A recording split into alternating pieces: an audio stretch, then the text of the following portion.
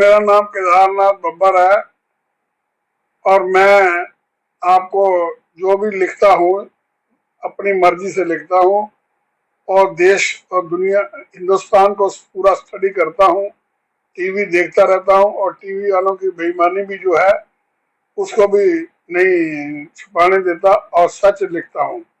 सच के अलावा मैं कुछ नहीं लिखता। आज मैं आप सारे हिंदुस्तान के चीफ मिनिस्टरों को और मोदी जी को मशवरा दे रहा हूँ और अगर कहीं गलती हो तो मुझे बताना, और अगर मैं ठीक हूं तो आप लोग भी आप गवर्नमेंट को लिखो जो मैं लिखता हूं। इससे क्या होगा, देश का भला तभी होगा। आज करीब 70 से 80 साल हो गए हैं ये पार्लियामेंट चलाते हैं और इसमें चिल्लाते नहीं चिल्लाते हैं और काम कोई करने वाला है नहीं। आप प्रॉब्लम ये हो गई है कि दिल्ली ये सारा हिंदुस्तान नर्क बन गया है, लोग तड़फ रहे हैं, मर रहे हैं, इतनी तूफान, इतनी नहरें, सड़कें पे पानी सारी हिंदुस्तान में घूम रहा है। और उसके अलावा देखो ये कितने बेईमान हैं। एक रेप का केस कलकत्ते में हुआ है, उसके लिए कितने दिन आज हो गए हैं, 20-25 दिन, और बकवास टीवी वाले भी करे जा रहे हैं और पब्लिक भी करी जा रही है, जिससे किसी आम आदमी का भला नहीं हो रहा, सिर्फ टाइम पास हो रहा है और किसके सिर के हो रहा है ये भी नहीं पता। ये क्यों पैसा बर्बाद करते हैं। हाँ, कानून जो है हमारा बड़ा कमजोर है रेप वालों के लिए। मैं तो कहता हूँ रेप वालों के लिए कानून सिंपल होना चाहिए, इनको शूट कर दो ऑन द स्पॉट। नहीं है सर, सारा हिंदुस्तान ही बेईमान है। आप कोई भी ईंट जमीन से खोद लो आपको बेईमान मिलेगा। और इस बेईमानी का तो अभी लीगल रास्ता है, GEM। आप बोलोगे ये टेंडर कॉल करते हैं, हाँ जी टेंडर तो कॉल करते हैं, लेकिन बेईमानी कैसे होती है वो सुन लो। मैं सबको, सारे चीफ मिनिस्टर को भी बता रहा हूँ, पब्लिक को भी बता रहा हूँ और अपने मोदी जी को बता रहा हूँ और अपना फाइनेंस मिनिस्टर को बता रहा हूँ। चोरी बड़ी सीधी हो रही है। 100 रुपए का माल 200, 300, 400 रुपए में ले रहे हैं। वो कैसे ले रहे हैं, कहते हैं अपनी MRP डिक्लेयर करो। जेम के ऊपर कोई माल बेचना हो पहले MRP डिक्लेयर करो, फिर उसकी कैटलॉग डिक्लेयर करो और फिर वो टेंडर भरो। अब MRP तो है कास्ट के ऊपर 300-400% लोग भरते हैं और जब खरीदते हैं तो MRP पे ले लेते हैं। अगर वही चीज आप दरियागंज या किसी मार्केट में जाओगे तो आपको कितने की मिलेगी, 100 रुपए की। और वही चीज जेम पे जाओगे कितने की मिलेगी, 300 रुपए की, 400 रुपए की। उसमें खाने वाला कौन कौन है, जेम खाता है, परचेजर खाता है, सेंट्रल गवर्नमेंट के आदमी, जो अपना हमारी ये मंत्री है, पीयूष के मंत्री का नाम क्या है, मिनिस्ट्री ऑफ कॉमर्स खाती है।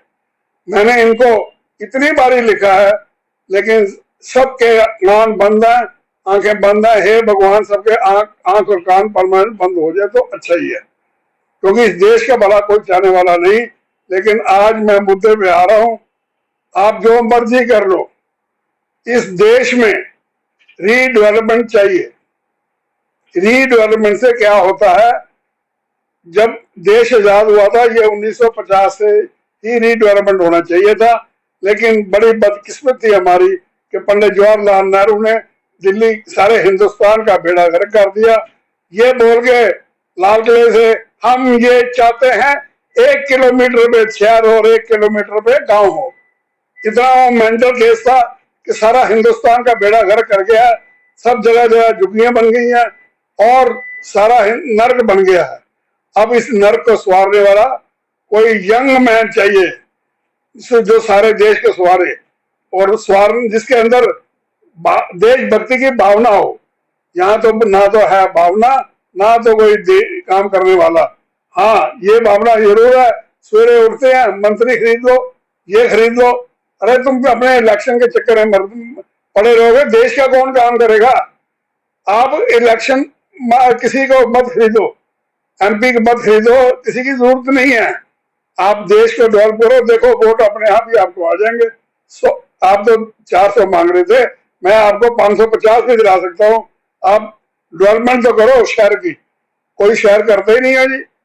लोग परेशान हो गए हैं, एक तरफ काम नहीं है, दूसरा गरीबी हो रही है, तीसरा बेरोजगारी हो रही है। ये सब क्यों हो रही है? जब आप देश में काम ही नहीं होगा तो सारा कुछ खत्म होता जाएगा। आप जरा सोचो, आपसे आपको समझ आई है कि नहीं? आपसे भगवान भी नाराज हो गया कि आप लोग क्या कौन से कर्म कर रहे हो। सब जानते हैं, सारे पॉलिटिशियन आजकल गंदे कर्म कर रहे हैं, इसीलिए भगवान ने अपना इतनी बारिश करी है, इतनी नहरें बनाई है, इतने पुल टूट के इतने आदमी मरते जा रहे हैं। अरे क्यों आप चाहते नहीं देश का भला? तो करो देश का भला। कोई हर शहर में कम से कम 50 एकड़ से शुरू हो जाओ ठीक करने के लिए, उसको नया बनाओ। लोग अलग अलग रहेंगे, ऊंची बिल्डिंगें होंगी, सड़कें चौड़ी होंगी, तो ना कोई खून खराबा होगा, ना कोई कुछ करेगा। हाँ, अब कहेंगे जो गरीबों को मकान मिलेंगे वो क्या करेंगे? वो यहाँ बेच जाएंगे, नए मकान बनेंगे, तो बेच के अपने गांव जाके जो पैसा मिलेगा उससे अपने गांव का सुधार करेंगे, और गांव भी अच्छा हो जाएगा और शहर भी अच्छा हो जाएगा। ए भाई साहब, जरा सोचो, मंत्रियों सोचो, ये किस लिए मंत्री बने हो? सिर्फ अपना नाम बनाने के लिए? नाम नहीं बनेगा आपका काम जब तक पब्लिक को नहीं पता लगेगा, ये कुछ नहीं होने वाला। आप अयोध्या में इतनी झगड़ा क्यों हुआ? आपको क्यों हारे? इसीलिए हारे, आपने सिर्फ वहां मंदिर बनाया है। अगर पीछे पूरा शहर ही बना देते तो आधे लोग तो वहां से भाग जाते, जगह बेच के पैसे कमा के, और वहां पर अच्छा जगह बन जाती। अब एक तरफ तो मंदिर बन गया बीच में अच्छा सा, और बाहर सारा तरफ अपना स्लम ही स्लम है। तो स्लम वाले तो क्या करेंगे? स्लम वालों का कोई रास्ता नहीं है, रोटी खाने का उनका काम है, एक ही है क्राइम। क्राइम से ही रोटी खाते हैं, और आप क्राइम को बढ़ा रहे हो। किसी आदमी ने कोशिश नहीं करी। आज मैं बड़ा हैरान हूं, इतना कुछ मैंने लिखा है पिछले 2 महीने में, मुझे भी शर्म आती है, लेकिन किसी पुलिस वाले को, किसी कमिश्नर को, किसी अपना होम मिनिस्टर को, किसी को शर्म नहीं आई कि उसने ये बोला हो अपने पुलिस वालों को, भाई साहब आज से अनऑथराइज्ड बिल्डिंगें रोक दो। एमसीडी वाले भी भर गए हैं, उन्होंने भी नहीं बोला किसी को कि जगह जगह जो अपना स्लम बढ़ रहा है उसको रोको। किसी ने बात ही नहीं करी। अभी मैंने वो शुक्र बाजार, वीर बाजार और जितने 100 बाजार हैं, इसके लिए भी बोला कि आप सारी दिल्ली में क्यों बना रखे हैं? सारे हिंदुस्तान में भी नहीं होने चाहिए, सड़कें तो है नहीं, और आप ये बाजार बनाते रहोगे? कोई शर्म की बात नहीं है। उसमें मैंने आप सबको पिछली बार बताया है, उसमें पुलिस भी रुपया खाती है, एमसीडी भी रुपया खाती है, और दुकानदारों से 500 से लेकर 1500 रुपया पर डे पर दुकान का लेते हैं। और पब्लिक जाए जन्नों में 15 मिनट का रास्ता होता है, 4 घंटे तक आप जा नहीं सकते। और दूसरी बात, पुलिस कमिश्नर मैं समझता हूँ दिल्ली में जो है बिल्कुल जीरो है, इसको निकाल दो, क्योंकि इसने आंखें बंद कर ली। सारी सड़कें दिल्ली में पार्क हुए हुए हैं कारें, और ओखला इंडस्ट्री एरिया फेज 1, 2, 3, आप कहीं देखो एक एक लाइन नहीं, गोविंदपुरी देखो 4-4 लाइनों में गाड़ी पार्क होती है। इनका कोई कर्म नहीं है कि गाड़ियां हटाएं। कौन हटाएगा गाड़ी? मैं हटाऊंगा बाय 82 मरने वाले टाइम पे, या मोदी जी हटाएंगे? मोदी जी सिर्फ कह सकते हैं भैया काम करो, आप भी तो काम करो। मैं भी यही कह रहा हूँ, ये पुलिस कमिश्नर को पूछो कब काम करेगा भैया? घर बैठने के लिए थोड़ी तनख्वाह देते हो, नहीं देते तो छोड़ जाए, दूसरा आ जाएगा कोई कमिश्नर जिसको काम करना होगा। और मैं तो ये कहता हूँ जितनी जल्दी हो सके आप नए अग्निवीर भर्ती करो। मिलिट्री के जो हमारी खाली बैठी है उनको थानों में बैठाओ। थानों में जब बैठ जाएंगे तो एसएचओ की इंक्वायरी करता रहेगा, एसीपी करेगा, डीसीपी करेगा, तब ये पुलिस वाले काम करेंगे। आज किसी थाने में चले जाओ, ऐसे हुआ जैसे मुर्द नहीं हो गई है, वो काम ही नहीं करते जब तक वो पैसा ना दे। ये कौन सा बिजनेस है जी? आप कहीं पर रिपोर्ट नहीं कर सकते, कहीं पर लिखा हुआ नहीं है। एजिटेशन जो कलकत्ते में हो रही है, क्यों हो रही है? वो पुलिस के खिलाफ हो रही है, मेरे खिलाफ नहीं हो रही। वो इसीलिए हो रही है क्योंकि पुलिस वाले काम नहीं करते। जब तक रिश्वत नहीं मिलेगी वो काम नहीं करेंगे। ये इन्होंने अपना धर्म बना लिया है। और इस धर्म को ठीक करने के लिए एक ही तरीका है, आर्मी के आदमी इनके हर थाने में बैठे रहे।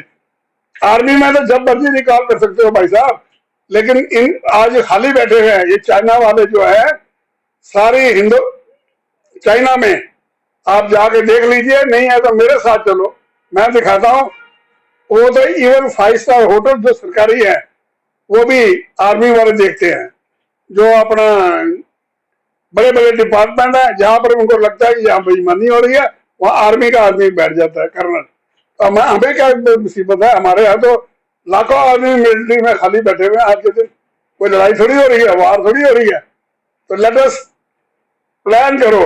आप भाई साहब सारे हिंदुस्तानी जो कहते हैं हिंदुत्व हिंदुत्व, मैं उससे बहुत एग्री हूँ। हिंदू बोलना बड़ी अच्छी बात है, लेकिन हिंदू बोलने से काम नहीं चलेगा। काम तब चलेगा जब कोई काम करने वाला आएगा, और आएगा तब जब किसी का दिल होगा। यहाँ तो ना दिल है ना दिमाग है, एक ही बात है, कैसे रुपया इकट्ठा करना है। इस रुपये को छोड़ो, रुपया लेके कोई नहीं जाएगा, सब आदमी यही मर जाएंगे। इसलिए रुपया छोड़ो, देश में अपना मिलिट्री के आदमी बैठाओ, पुलिस स्टेशन पे काम करे।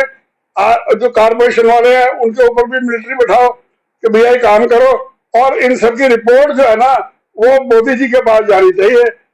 उनका पूरा स्टाफ देखे कि कौन सा उसका काम नहीं कर रहा, जो नहीं कर रहा उसको वहां से निकाल दो। ये सिस्टम बन, जब तक नहीं होगा ये काम चलेगा नहीं जी। यहाँ तो बहुत दुख हो गया कि हिंदुस्तान में इतना नुकसान हो रहा है। ये आज 70-75 साल बेकार चले गए हैं। अभी जम्मू में इलेक्शन हो रहा है, कभी उधर इलेक्शन हो रहा है। इलेक्शन में टाइम मत पास करो, इलेक्शन तो होते रहेंगे। जो मंत्री जो आदमी काम करे उसको ही खड़ा करो। अब क्या हो रहा है, उसको खरीद लो, उसको खरीद लो, उस एमपी को खरीद लो, उससे एक स्टेट बना लो। अरे इनसे क्या हो रहा है, सर पैसा आधार हो गया ना हर जगह। हाँ, हर जगह सिर्फ पैसा ही पैसा रह गया जी। आप मुझसे कोई मिलते, मैं इसके ऊपर कोई सवाल करो आप भी। सवाल सर ये है, अगर आप एक आर्मी ऑफिसर को एक सिस्टम के तहत उसे अच्छा समझते हैं कि उसका उठना बैठना, उसकी सोच, उसकी मानसिकता करप्टेड नहीं है, अगर वो इस व्यवस्था के अंदर बैठता है तो शायद व्यवस्था सुचारू रूप से चले। और अगर उसको यानी कि आर्मी के सिस्टम को फॉलो करना या आर्मी जैसे मानसिकता का, ये जो हमारा लॉ एंड ऑर्डर में जो बैठे हुए पुलिस विभाग, वो क्यों नहीं कर पा रहे हैं? ऐसे क्या गैप है? पुलिस विभाग तो देखो, मैं जहां तक समझता हूँ पुलिस विभाग सारे हिंदुस्तान में करप्ट इतना हो गया है कि इसको सुधारने का एक ही तरीका है, आर्मी का कर्नल एसएचओ के ऊपर बैठा होना चाहिए, तभी ये काम खत्म होगा। नहीं तो ये सीधे नहीं हो सकते, क्योंकि हर एसएचओ का घर अपना, ये मैं क्या बोलता हूँ, एसएचओ का पोस्ट जो है वो 50 लाख से 5 करोड़ तक जाती है। ये कोई शराफत थोड़ी है, इतने पैसे देकर कुछ जाता है तो वो कहता है मुझे पैसा दिया है और दिया है तो मेरे को रिकवरी भी करनी है। इसी तरह इलेक्शन लड़ता है, कोई कहता है मैंने 3 करोड़ दिया है, कोई कहता है मैंने 5 करोड़ दिया है, कोई अभी कहते हैं ये 5 एमपी जो, इसमें से मुझे लेटेस्ट पता लगा है जो 5 में से एक ओखरे का आदमी भी काउंसिलर बीजेपी में चला गया है। वो उसका बैकग्राउंड मैंने पता करा है। वो जो था यहाँ पर कपड़े का वेस्ट का काम करता था, उसका 1 करोड़ रुपया कहता मेरा लगा हुआ था और मैं अच्छा भला रोटी कमा रहा था। वो मेरा इलेक्शन में चला गया और अब उसने एक कहता है मुझे 1 करोड़ दे दो, जहां मर्जी में ले जाओ। उसको बोलना नहीं आता, चेंजना नहीं आता। क्या ये काउंसलर है? ऐसे आदमी क्यों खड़ा करते हो भाई साहब? छोड़ो, देश को बदलो। मोदी जी आप बच जाओ तो बदल सकते हो, नहीं चाहते तो मत बदलो। आपकी जो सोच है उसमें थोड़ा बहुत मेरे साथ फर्क है, हो रहा है इसलिए क्योंकि मैं सिर्फ और सिर्फ काम पसंद करता हूँ। आप सिर्फ और सिर्फ इंटरनेशनल लॉ पसंद करते हैं। हिंदुस्तानियों के लिए सब आप बोलते जा रहे हो। आपका अपना शहर सूरत, अहमदाबाद सारा डूब गया है। अब वो कितने बरस लगेंगे अब ठीक करने में? आपको मालूम है? नहीं, आपको नहीं मालूम। किसी गवर्नमेंट के किसी इंसान को कोई इंटरेस्ट अब रहा नहीं। वो कहते हैं मरते हैं तो मरे, किसी को जीने के लिए आप रहने नहीं देना चाहते, देखते ही नहीं हो, और फिर कभी उधर लड़ाई होती है, कभी उधर मर्डर होता है। हर रोज न्यूज वाले यही सुनाते रहते हैं। न्यूज वाले इतने बेशर्म हैं, मैंने उनको इतनी चिट्ठियां लिखी हैं। अगर इंसान हो तो इस जो मैं बोलता हूँ इसको अपना टीवी पर रिलीज करे रोज, और गवर्नमेंट को इतना सही कर दें कि वो सिर्फ और सिर्फ काम सोचेंगे। आज दिल्ली में, हिंदुस्तान में 30 स्टेट्स है, मैं सारे 30 स्टेट के चीफ मिनिस्टरों को ये लिख के भेज रहा हूँ कि जैसे मैं बोला हूँ, आप अगर इंसान हो तो मेरी बात को सुनो, नहीं अगर बेशर्म हो तो भगवान करेगा आपको और भी बेशर्मी में डाल दे। मैं इससे ज्यादा आपको कुछ कह नहीं सकता। आप हमारे देश को अगर लूटते ही रहोगे तो लूटने वाले एक दिन ऐसा आएगा, आप भी लुट जाओगे। ये रोज नहीं होता तो आप साईं का सीरियल आता है वो देखो, वो साईं बताता है कि आप अगर कुछ कर्म करोगे तो अच्छे अच्छे फल पाओगे, और बेईमानी करोगे, करप्शन करोगे तो आप कूड़े में सुअर बनोगे। ये मेरे को फीलिंग है। मैं आपसे हाथ जोड़ के विनती करता हूँ, मुझे अपने लिए कुछ नहीं चाहिए, सिर्फ एक इंसानियत की वजह से मैं ये काम को लिखता हूँ, क्योंकि अब मैं बूढ़ा हो गया हूँ, मैं काम भी नहीं कर सकता, मेरी उम्र बहुत हो गई है। तो मैं इसी में खुश होता हूँ कि कोई अच्छी बातें कर जाऊं और सरकार हमारी अच्छी बातों को सुने। और मैं वादा करता हूँ कि आज नहीं तो कल सरकार को सुनना ही पड़ेगा, चाहे मैं बोलूं या सारा हिंदुस्तान ही बोल पड़ेगा एक दिन इसी बातों के ऊपर। और मैं सबसे पहले दिल्ली गवर्नमेंट को ठीक कहता हूँ, इतने बशर्म मत बनो। कम से कम एक MB रोड जो है तेखंड अपना चिराग दिल्ली से बदरपुर जाती है, इसको तो कम से कम बना दो, दोनों साइड से 500-500 फुट दूर करके एक शंघाई रोड एक तो बना दो। बेशर्म हो, मरने से पहले मैं देख जाऊं। आपको जरा भी शर्म हो, नहीं तो भगवान आपको ऐसी तकलीफ देगा। मेरी ये दुआ है, सजा आके आप सजा भोगते भोगते थक जाओगे। धन्यवाद।